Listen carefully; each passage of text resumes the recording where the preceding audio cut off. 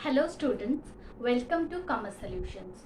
तो कॉमर्स में बहुत सारे सब्जेक्ट्स हैं, उसमें से ही एक सब्जेक्ट है जिसका नाम है मार्केटिंग। तो मार्केटिंग में हम जो पढ़ते हैं वो पूरे कोर्स जो है हमारा वो 11th में भी है, 12th में भी है, ग्रेजुएशन में भी है, MBA में है और बहुत सारे फर्दर स्टडीज़ में है। तो हम लोग बेसिक से पढ़ना स्टार्ट करेंगे, देन हम हायर लेवल को जाएंगे। तो पहले मार्केटिंग का हम स्टार्ट करेंगे। What is marketing?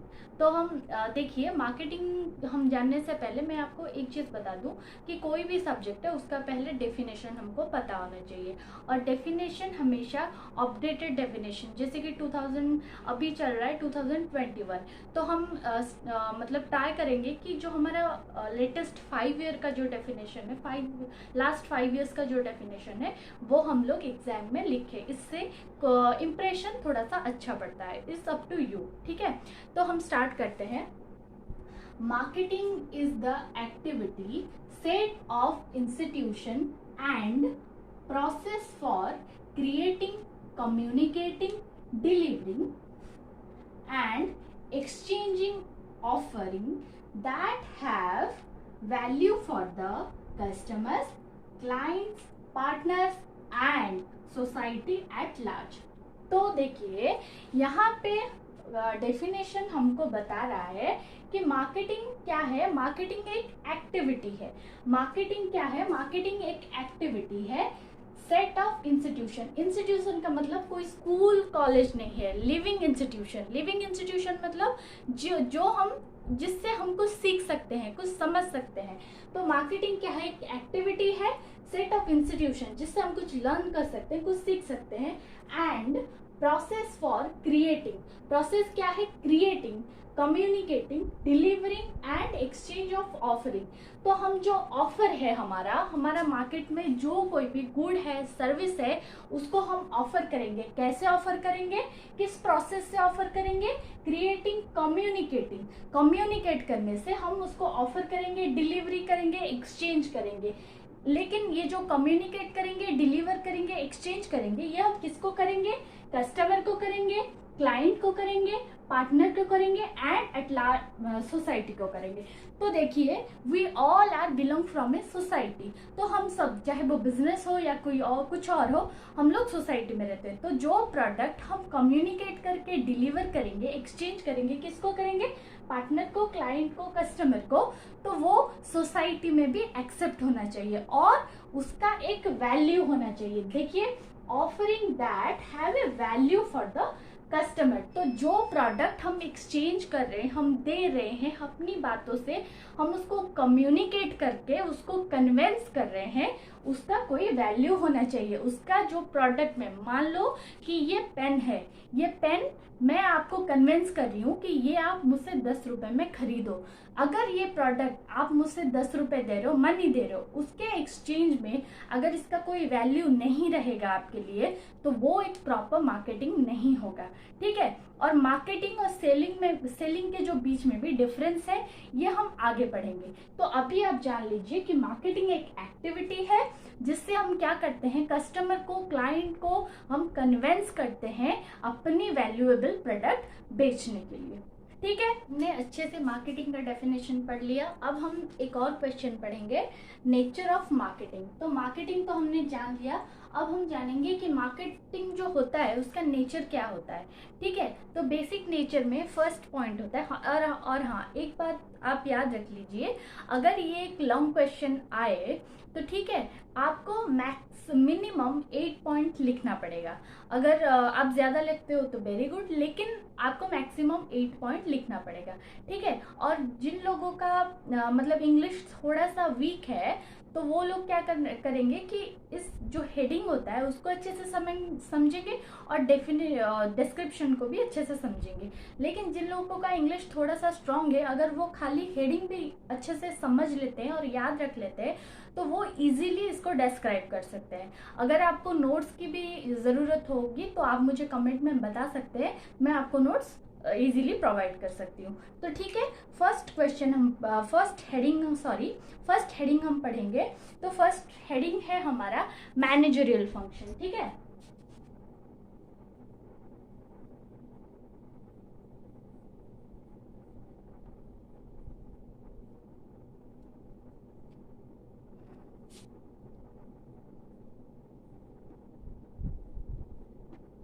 तो देखिए मैनेजरियल फंक्शन में आता है कि जो हमारा मार्केटिंग है वो मैनेजरियल फंक्शन कैसे होगा। देखिए मार्केटिंग में बहुत सारी चीज़ें होते हैं जैसे कि सेल्स, प्रमोशन, प्लेस, ये सब चीज़ें मार्केटिंग में इंक्लूड होता है। तो ठीक है, उन चीज़ों को हम कैसे मैनेज करेंगे। मतलब देखिए अगर मैं कोई पर्टिकुलर प्रोडक्ट कहीं पे बेच रही हूँ तो उस जगह के प्रॉपर लोकेशन कहाँ है और मेरे प्रोडक्ट वहाँ पे कितने मतलब बेचे जा रहे हैं और उसके उस प्रोडक्ट का प्रमोशन कितना ज़्यादा होगा, एडवर्टाइजमेंट कहाँ पे कितना ज़्यादा होगा, उन चीज़ों को मैनेज करना पड़ता है। तो ये एक मैनेजरियल फंक्शन हो गया। तो सेकंड पॉइंट हो गया हमारा ह्यूमन एक्टिविटी।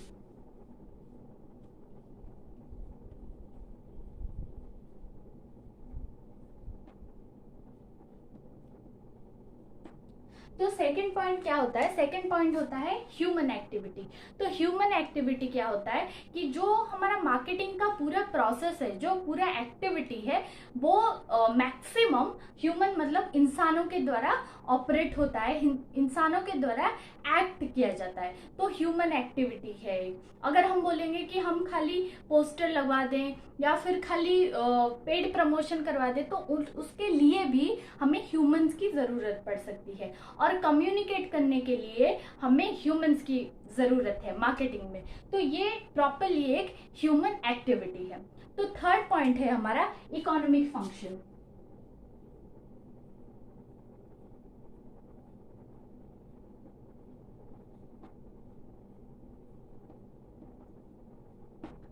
इकोनॉमिक फंक्शन मतलब पैसे के लिए काम करना।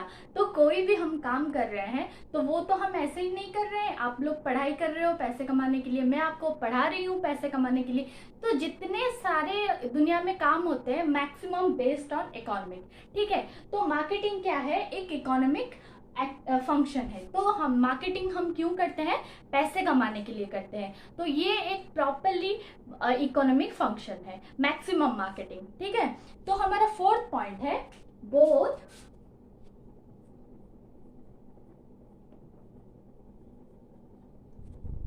Arts and science. तो मुझे लग रहा है मैं आपको जो जो समझा रही हूँ आप अच्छे से समझ पा रहे हो। तो बोथ आर्ट एंड साइंस। तो आर्ट एंड साइंस, आर्ट क्या होता है, आर्ट मतलब कला होता है। तो आर्ट एंड साइंस कैसे होता है कि देखिए जब हम किसी को कन्वेंस करते हैं, किसी को, मैं आपको कन्वेंस कर रही हूँ कि आप ये काम करो, ठीक है, मैं आपसे कम्युनिकेट कर रही हूँ। तो ये जो प्रोसेस है किसी को कन्वेंस करना, किसी को मैनिपुलेट करना, ये एक आर्ट होता है। और साइंस कैसे है कि आप ह्यूमन साइकोलॉजी को समझो। ठीक है, आप ह्यूमन साइकोलॉजी को समझ कर उनसे बात करना, ये साइकोलॉजी एक साइंस होता है। ठीक है, तो आप ह्यूमन मतलब ह्यूमन की जो हमारे इंसानों को समझना एक साइकोलॉजी होता है। और बोथ आर्ट एंड साइंस कैसे होता है कि आप डिमांड को समझ रहे हो, कहाँ पे क्या हो रहा है ये समझ रहे हो और इंसानों को मैनिपुलेट कर रहे हो, उनको कन्विंस कर रहे हो, उनको कम्युनिकेट कर रहे हो। तो एक आर्ट है। तो हम इसीलिए मार्केटिंग को बोलते हैं कि ये बोथ आर्ट एंड साइंस है। ठीक है, तो हमारा नेक्स्ट पॉइंट है कस्टमर सेंट्रिक।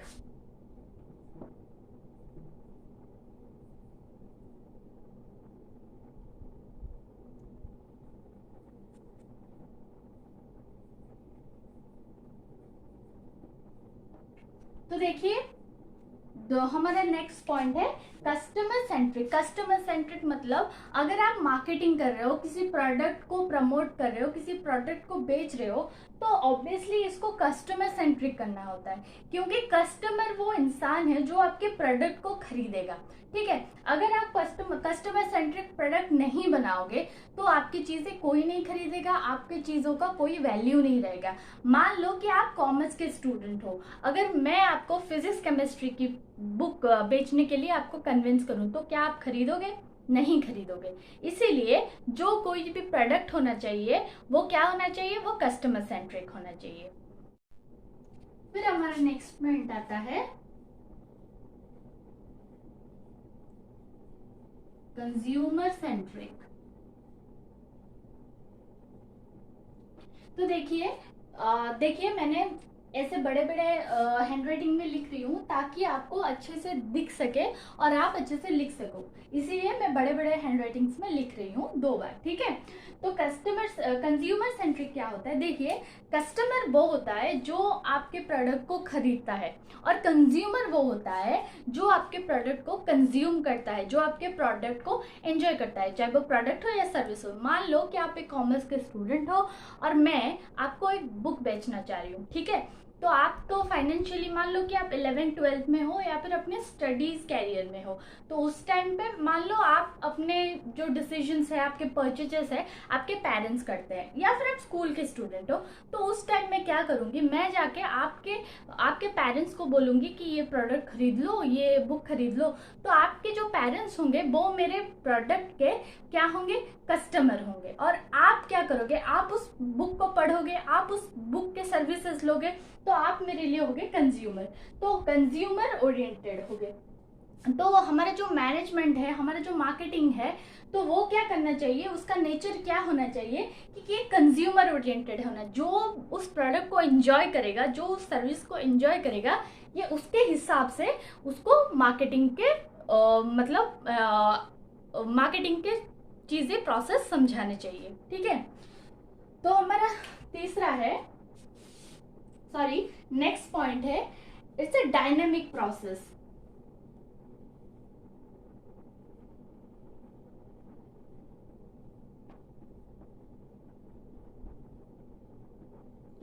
तो डायनामिक प्रोसेस क्या होता है कि जो मार्केट है वो और जो चीज़ें हैं वो बहुत जल्दी जल्दी जल्दी जल्दी बदलते रहते हैं। जैसे कि आजकल जो फास्ट फैशन का जो ट्रेंड है, मतलब कोई भी ड्रेस हो, कुछ भी हो, वो बहुत जल्दी जल्दी जल्दी जल्दी चेंज होता है। इससे इसी तरह मार्केटिंग का जो एक्टिविटी है वो डायनामिक है, मतलब सिचुएशन के अनुसार, मार्केटिंग के स्ट्रैटेजी के अनुसार, लोगों के चॉइस के अनुसार ये चेंज होता रहता है, इसीलिए इसको एक डायनामिक प्रोसेस बोलते हैं, ठीक है। और नेक्स्ट पॉइंट है गोल ओरिएंटेड। तो गोल ओरिएंटेड क्या होता है कि मार्केटिंग गोल ओरिएंटेड होता है, मतलब आप अगर मार्केटिंग कर रहे हो तो ये गोल ओरिएंटेड है। गोल ओरिएंटेड का मतलब होता है कि आपको एक गोल दिया जाता है, एक लक्ष्य दिया जाता है, उस तक आपको पहुंचना होता है। कि मार्केटिंग ऐसा नहीं है कि मैं खाली निकल पड़ूं प्रोडक्ट लेके, खाली मैं निकल पड़ूं कि मेरा कोई गोल नहीं है। मतलब अगर मैं 2020 के लिए कोई प्रोडक्ट बना रही हूँ तो मेरा ये रहना चाहिए, क्योंकि मैंने आपको पहले बताया कि मार्केट जो होता है वो डायनामिक है, चेंजेबल है, तो इसीलिए एक पर्टिकुलर पीरियड में मैं उस पर्टिकुलर प्रोडक्ट को बेच सकूं, ऐसा मेरा मार्केटिंग होना चाहिए, ऐसा मेरा गोल होना चाहिए। इसीलिए मार्केटिंग एक गोल ओरिएंटेड चीज है, ठीक है। तो नेक्स्ट पॉइंट है हमारा क्रिएट्स यूटिलिटी।